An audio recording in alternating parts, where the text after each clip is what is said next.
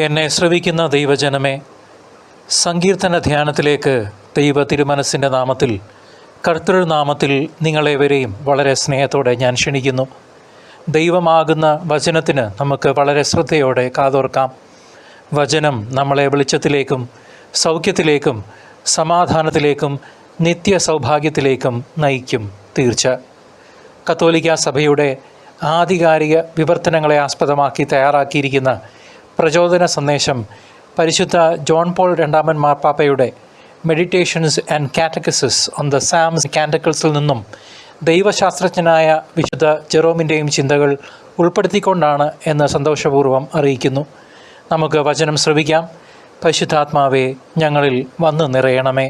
ഇന്നേ ദിവസം സങ്കീർത്തന ധ്യാനത്തിലേക്ക് കാരുണ്യവാനായ നമ്മുടെ നല്ല ദൈവം നമ്മെ ഓരോരുത്തരെയും വളരെ സ്നേഹപൂർവ്വം കൂട്ടിക്കൊണ്ടുവന്നതിന് ഒരു നിമിഷം നന്ദി പറയാം.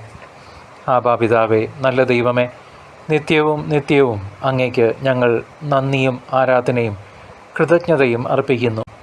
മുൻപത്തെ ദിവസങ്ങളിലെ പോഡ്കാസ്റ്റ് കേൾക്കാൻ വിട്ടുപോയെങ്കിൽ സാരമാക്കണ്ട. ആവശ്യമുള്ളവർക്ക് അതിൻ്റെ ലിങ്ക് താഴെ ഡിസ്ക്രിപ്ഷൻ ബോക്സിൽ ലഭ്യമാണ്. സൗകര്യാർത്ഥം ഇത് ഒരു ഡെഡിക്കേറ്റഡ് യൂട്യൂബ് പ്ലേലിസ്റ്റായും ലഭ്യമാകും. സങ്കീർത്തനം 25-ാം അധ്യായം 1 മുതൽ 22 വരെയുള്ള തിരുവചനങ്ങൾ.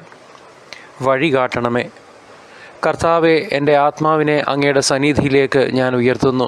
ദൈവമേ, അങ്ങയിൽ ഞാൻ ആശ്രയിക്കുന്നു. ഞാൻ ഒരിക്കലും ലജ്ജിതനാകാതിരിക്കട്ടെ. ശത്രുക്കൾ എൻ്റെ മേൽ വിജയം ആഘോഷിക്കാതിരിക്കട്ടെ. അങ്ങയെ കാത്തിരിക്കുന്ന ഒരുവനും ഭഗ്നാശനാകാതിരിക്കട്ടെ. വിശ്വാസവഞ്ചകർ അപമാനമേൽക്കട്ടെ.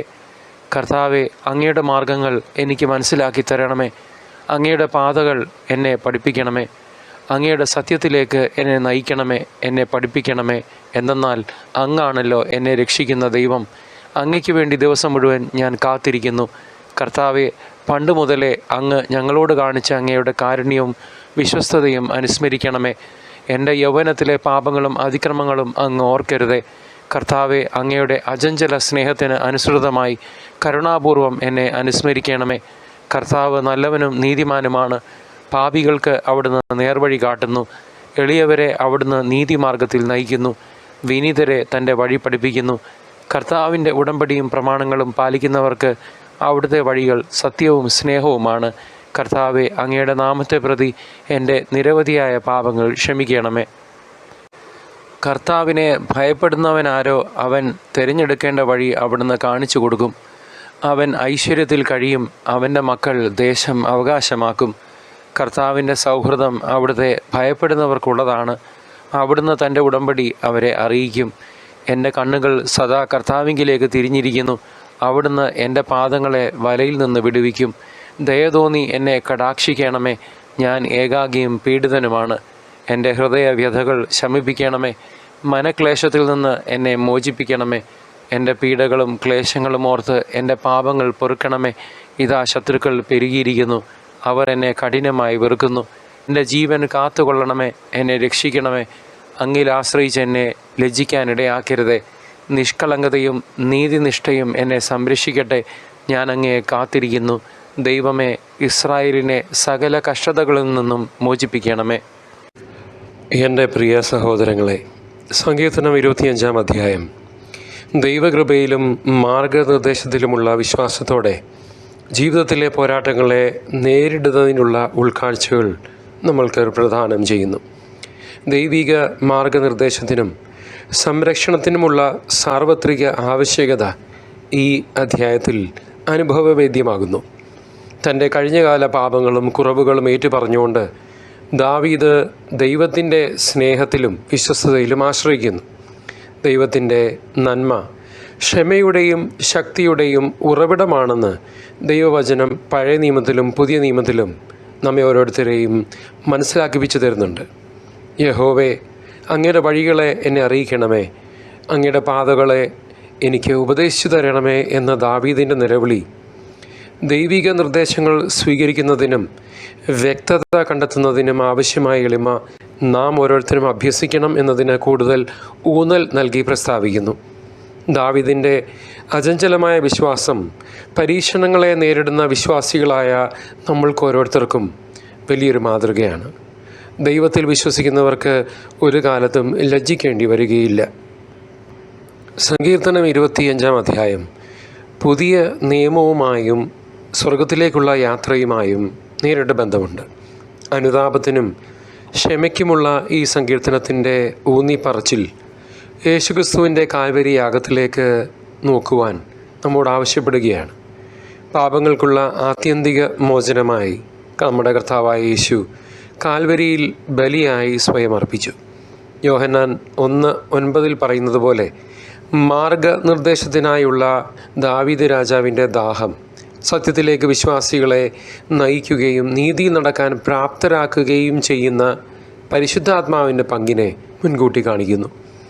സങ്കീർത്തനം 25:12 പരാമർശിച്ചിരിക്കുന്ന യഹോവ ഭക്തി എന്ന ആശയം ദൈവത്തോടുള്ള ആദരവോടെ ആരംഭിക്കുകയും ക്രമേണ ദൈവവുമായുള്ള കൂട്ടായ്മയിലേക്ക് നയിക്കുന്ന ആഴമായ സ്നേഹത്തിലേക്ക് മാറുകയും ചെയ്യുന്നതായി സൂചിപ്പിക്കുന്നു.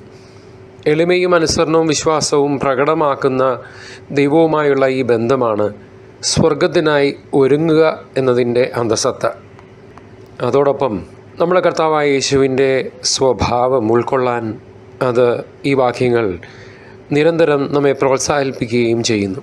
ഇന്നത്തെ കാലഘട്ടത്തിൽ സങ്കീർത്തനം 25 പാഠങ്ങൾക്ക് വലിയ പ്രസക്തിയുണ്ട്.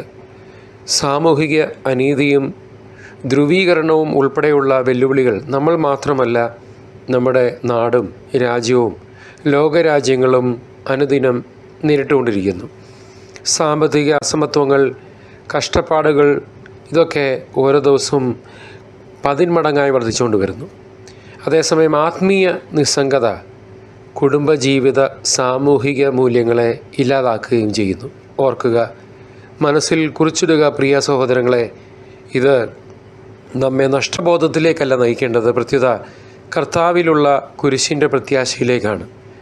തൻ്റെ പോരാട്ടങ്ങളെ നേരിട്ട ദാവീദിനെ പോലെ ദൈവത്തിൻ്റെ വലത് കൈ പിടിച്ച് എല്ലാ യുദ്ധങ്ങളെയും, ആത്മീയവും ഭൗതികവുമായ യുദ്ധങ്ങളെ നേരിട്ട ദാവീദ് രാജാവിനെ പോലെ നാം ഈ വെല്ലുവിളികൾക്ക് മുമ്പിൽ തളർന്നു പോകാതെ ധൈര്യത്തോടെ നിൽക്കണം. സങ്കീർത്തനം 25 ദൈവത്തിൻ്റെ മാർഗനിർദ്ദേശവും ജ്ഞാനവും അനുദിനം തേടാൻ നമുക്കുള്ള ദൈനംദിന ക്ഷണമാണ് നമ്മുടെ സ്വർഗസ്ഥനായ അപ്പനിൽ നിന്ന്. എന്നെ ശ്രവിക്കുന്ന ദൈവജനമേ, ഈ അന്ത്യകാലത്ത് സ്വർഗത്തിനായി ഒരുങ്ങാം. നമുക്ക് പലപ്പോഴും വഴിതെറ്റിപ്പോകുന്ന പല ഡിസ്ട്രാക്ഷൻസും അവസ്ഥകളും നമ്മുടെ ജീവിതത്തിൽ നമ്മുടെ വഴികളെയൊക്കെ അടച്ചു പോകുന്ന ഒരവസ്ഥയാണ് നമ്മളുടെ മുന്നിൽ സംജാതമാകുക. ആ സമയത്ത് ദൈവത്തിൻ്റെ വഴികളും സത്യങ്ങളും തേടുക വളരെ പ്രയാസകരമായ ഒരവസ്ഥയാണ്. എളിമയും അനുതാപവും വളർത്തുകയും ദൈവകൃപയെ അംഗീകരിക്കുകയും ചെയ്യുക എന്നതാണ് നമ്മിൽ നിക്ഷിപ്തമായ ധർമ്മം. ദൈവത്തിൻ്റെ പദ്ധതിയിലും ദൈവത്തിൻ്റെ സമയത്തിലും, നമ്മുടെ സമയത്തിലല്ല. ചിലർ പ്രാർത്ഥിക്കുമ്പോൾ എനിക്ക് ഉത്തരം കിട്ടിയില്ല എന്നോർത്ത് വിഷമിക്കേണ്ട. ദൈവത്തിൻ്റെ സമയം, ദാറ്റ്സ് ദ പെർഫെക്റ്റ് ടൈം. ദൈവത്തിൻ്റെ സമയത്തിലും നമുക്ക് വിശ്വസിക്കാം. പ്രാർത്ഥനയിലൂടെയും വിശുദ്ധ വേദപുസ്തക പഠന ധ്യാനങ്ങളിലൂടെയും ആത്മീയ കൂട്ടായ്മയിലൂടെയും ഒക്കെ ജ്ഞാനം തേടിക്കൊണ്ടേയിരിക്കാം. കാരണം ജ്ഞാനം നമുക്ക് പുതിയ ബോധ്യങ്ങൾ നൽകും. മാത്രമല്ല, സ്നേഹവും സഹാനുഭൂതിയും പ്രവൃത്തിപഥത്തിൽ കൊണ്ടുവന്ന് സമൂഹം ഭ്രഷ്ട് കൽപ്പിച്ചവരുടെ നീതിക്ക് വേണ്ടിയും നിലകൊള്ളാനും നമുക്ക് സാധിക്കും. അതാണ് ക്രിസ്തുവിനെ അനുകരിക്കുന്നവർ ചെയ്യേണ്ടത്. 25 അധ്യായം യേശുവിൻ്റെ 2ാം വരവിനായി നാം ഒരുങ്ങുമ്പോൾ പ്രത്യേകിച്ചും പ്രസക്തമാണ്. ദൈവത്തിൻ്റെ വഴികൾ തേടുന്നതിനും നമ്മുടെ ജീവിതത്തെ ദൈവത്തിൻ്റെ ഇഷ്ടവുമായി ക്രമപ്പെടുത്തി യോജിപ്പിക്കുന്നതിനും നമുക്ക് സാധിക്കണം. ദാവീദ് എതിരാളികളെ നേരിട്ടതുപോലെ അന്ത്യനാളുകളിൽ നാം വെല്ലുവിളികളെ നേരിട്ടേ പറ്റൂ. കാരണം നാം ദൈവത്തിനുള്ളവരാണ്. എന്നാൽ ഒരു ഭയവും ആശങ്കയും വേണ്ട. നമുക്ക് വേണ്ടി സ്വർഗം യുദ്ധം ചെയ്തുകൊള്ളും. പുറപ്പാട് പുസ്തകം 14-ാം അധ്യായം 14-ാം വാക്യം പറയുന്നത് പോലെ നമ്മൾ വെറുതെ നിന്നാൽ മതി, ബാക്കി തമ്പുരാൻ നോക്കിക്കൊള്ളും. എന്നെ വ്യക്തിപരമായി അനുദിനം സ്വാധീനിക്കുന്ന ഒരു വചനഭാഗമാണ് പുറപ്പാട് 14-14, എക്സോഡസ് 14:14. ഒത്തിരി ചിന്തിപ്പിക്കുകയും ബോധ്യങ്ങൾ നൽകിയതുമായ ഒരു വചനമാണ് വ്യക്തിപരമായി എനിക്കിത്.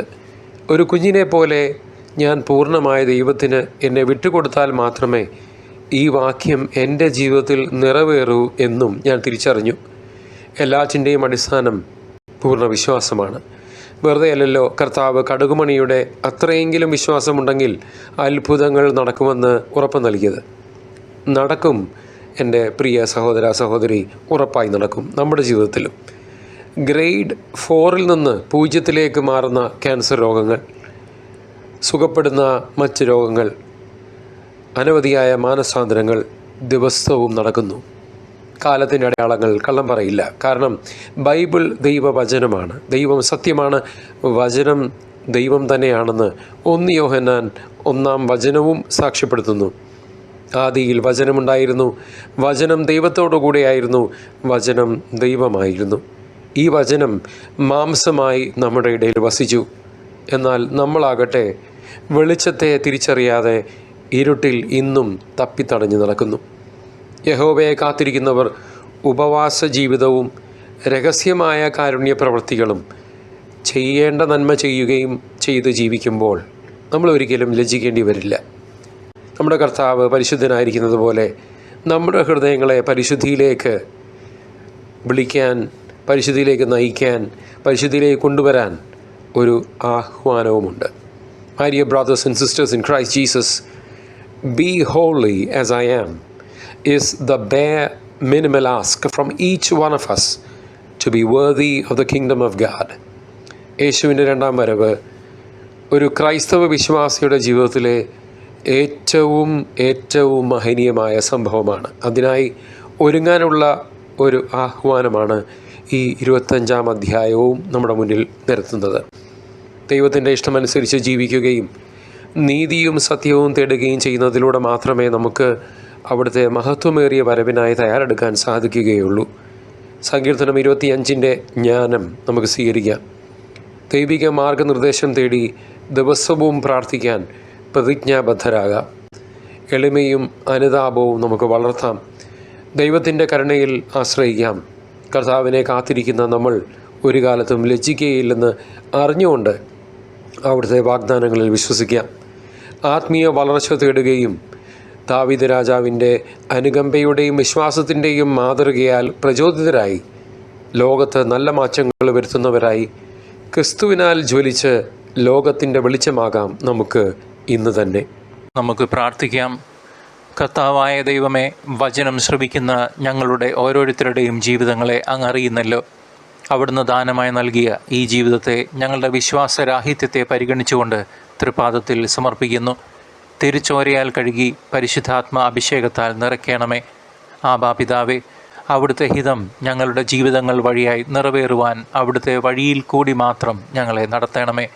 വിശുദ്ധിയിൽ ജീവിക്കുവാനും മറ്റുള്ളവർക്ക് ക്രിസ്തു സാക്ഷ്യമായി മാറുവാനും വിശുദ്ധിയിൽ ഞങ്ങളുടെ നല്ല ഓട്ടം പൂർത്തിയാക്കുവാനും അടിയങ്ങളെ, പാപികളായ അവിടുത്തെ മക്കളെ ഒരുക്കണമേ. നിത്യം പിതാവിൻ്റെയും പുത്രൻ്റെയും പരിശുദ്ധാത്മാവിൻ്റെയും നാമത്തിൽ തന്നെ ആമേൻ. കർത്താവിനെ ഇനിയും അറിയാത്ത ഒരു വ്യക്തിക്കെങ്കിലും ഈ വചനധ്യാനം പങ്കുവയ്ക്കുമല്ലോ. ദൈവം നിങ്ങളെ സമൃദ്ധമായി അനുഗ്രഹിക്കട്ടെ.